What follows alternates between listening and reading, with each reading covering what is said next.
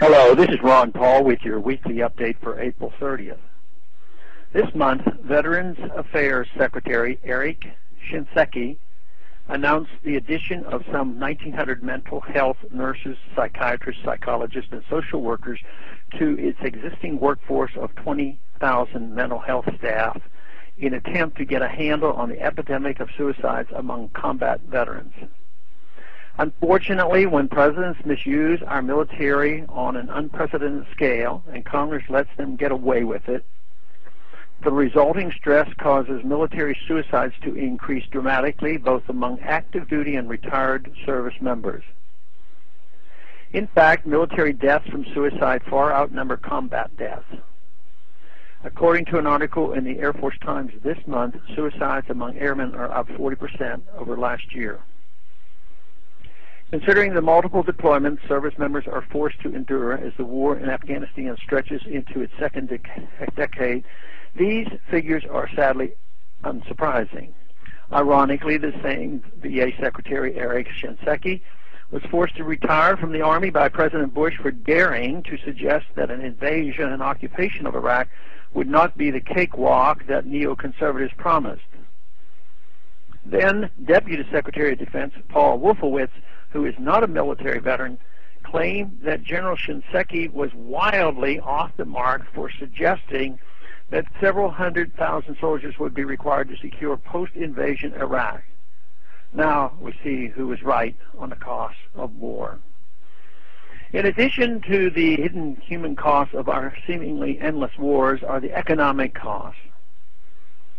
In 2008, Nobel Prize-winning economist Joseph Stiglitz wrote, "The $3 million war, the true cost of Iraq conflict." Stiglitz illustrates that taking into account the total cost of the war, including replacing military equipment and caring for thousands of wounded veterans for the rest of their lives, the Iraq war will cost us orders of magnitude greater than the $50 billion promised by the White House before the invasion. Add all the costs of Afghanistan into the mix, wrote Stiglitz, and the bill tops $7 trillion. Is it any wonder why our infrastructure at home crumbles, health care is more expensive and harder to come by, and unemployment together with inflation continues their steady rise? Imagine the productive power of that $7 trillion in our private sector. What could have done were in private hands? What may have been discovered? What diseases might have been cured? What might have been built? How many productive jobs created? With the bills coming due for our decades of reckless military action, the cuts rarely come from the well-connected and military-industrial complex with their lobbyists and powerful political allies. In President Obama's 2013 budget, true strength is to be cut significantly while enormously expensive and largely superfluous weapons systems emerge essentially unscathed. As defense analyst Winslow Wheeler wrote this month, costs of the next generation fighter, the F-35, will increase by another $289 million. This despite the fact that the fighter is badly designed and already outdated, a virtual flying piano, writes Wheeler. The military contractors building monstrosities like the F-35 are politically connected and thus protected.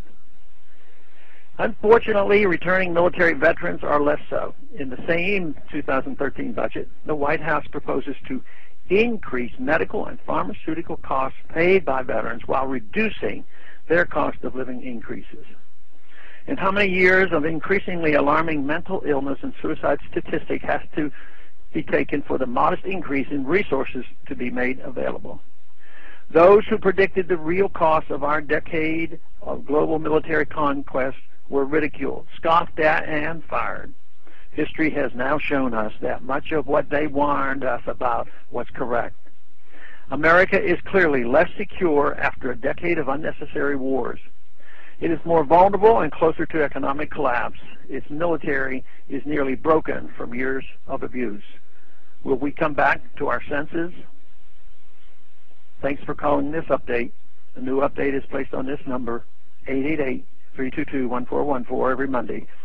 The written text can be found on my website, www.house.gov/Paul, under the heading Texas Straight Talk. Thanks for calling.